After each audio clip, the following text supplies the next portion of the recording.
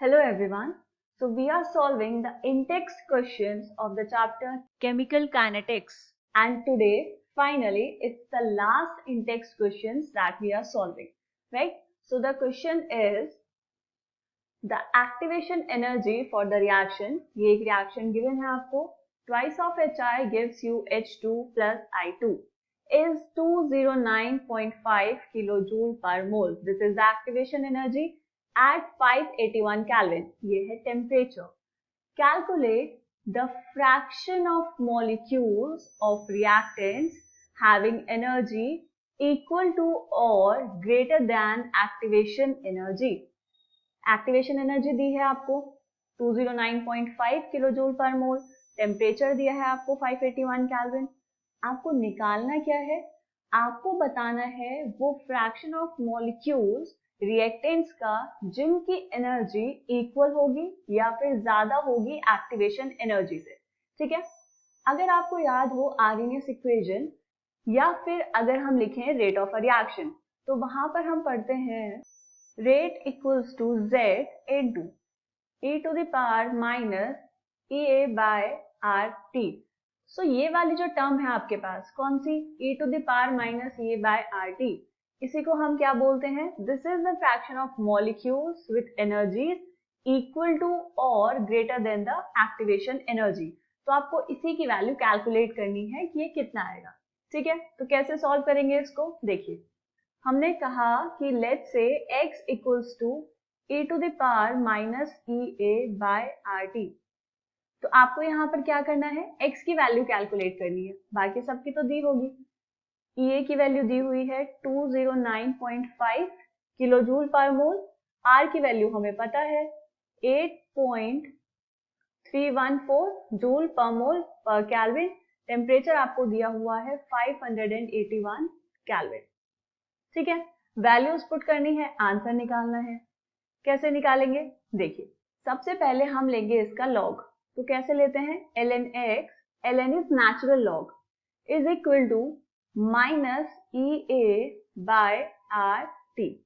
ठीक है, अब ये है base e to the base e. तो आपको क्या करना है? इसको चेंज करना है log टू द बेस 10 में. तो क्या हो जाएगा?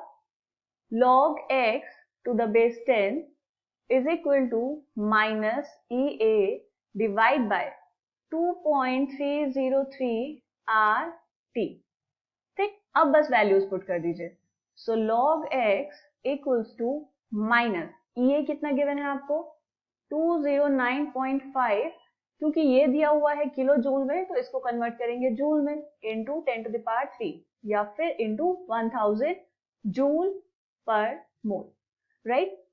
divide by 2.303 into 8.314 joule per mole पर केल्विन into टेम्परेचर कितना? 581 केल्विन. मैंने यूनिट साथ साथ लिखी है, क्यों? ताकि मैं यहाँ पर आपको यूनिट्स कैंसिल करके बता पाऊं. देखिए, केल्विन से केल्विन कैंसिल, पर मोल से पर मोल कैंसिल एंड जूल से जूल कैंसिल. और होना भी ऐसा ही चाहिए था. क्यों? क्योंकि जब आप लॉग करेंगे तो लॉग किसी नंबर का लेंगे और किसी नंबर का लॉग करने के बाद कोई नंबर ही आएगा. ठीक है, तो यहाँ पर अब आप बस इसको कैलकुलेट कर लीजिए. So log x will be equals to, इसको मल्टीप्लाई डिवाइड करके आ जाएगा माइनस 18.8323. ठीक है, x कैसे निकालेंगे? x की वैल्यू आएगी anti log of minus 18.8323. Anti log निकालना हम सीख चुके हैं. ठीक है, थोड़ा सा मैं बता देती हूँ यहाँ पर भी. So x equals to antilog हमें निकालना है माइनस 18.8323 का. ठीक है, तो कैसे निकालेंगे इसको हम लिख सकते हैं anti log of minus 18 and minus 0.8323. ठीक है, तो एंटी लॉग माइनस 18 का निकालेंगे तो कितना आ जाएगा? 10 to the power minus 18. यही होता है एंटी लॉग का मतलब, इनटू ये जो है आपके पास माइनस 0.8323. इसमें क्या करेंगे? क्योंकि एंटी लॉग में हमें टेबल में सिर्फ पॉजिटिव वैल्यूज गिवन है, तो इसीलिए हमें इसको करना है पॉजिटिव में. कैसे कर सकते हैं? देखिए, माइनस 0.8323 है ना, तो इसमें कर दीजिए +1 एंड -1. इससे क्या होगा, जो ये +1 और -0.8323 है, यहाँ से आपको मिलेगी एक पॉजिटिव वैल्यू और यहाँ पर साथ में इंटू आ जाएगा 10⁻⁻1। ठीक है, तो हम इसको लिख सकते हैं एंटीलॉग ऑफ, माइनस करके कितना आएगा इसको, ये आ जाएगा आपके पास 0.1677 और ये जो -1 था इसको हमने लिख दिया इंटू 10⁻⁻1, एंटीलॉग लेके 10⁻⁻1 हो जाएगा।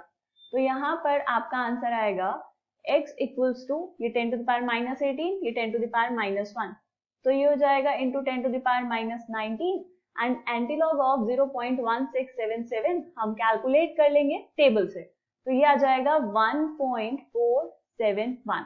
So this is the answer for this question. इतना फ्रैक्शन जो है मॉलिक्यूल्स का, उनकी एनर्जीज होगी इक्वल टू या फिर ग्रेटर देन एक्टिवेशन एनर्जी। ठीक है, इतना समझ आ गया हमें। तो यहाँ पर फाइनली हम कंप्लीट कर चुके हैं एग्जाम्पल्स एंड इन-टेक्स्ट क्वेश्चंस। ठीक, इसके बाद अब हम स्टार्ट करेंगे with the back exercise questions, right.